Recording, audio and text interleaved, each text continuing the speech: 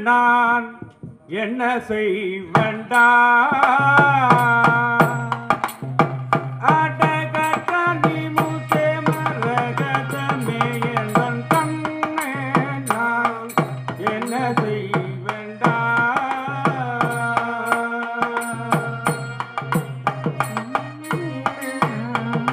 என்ன செய்வேண்டா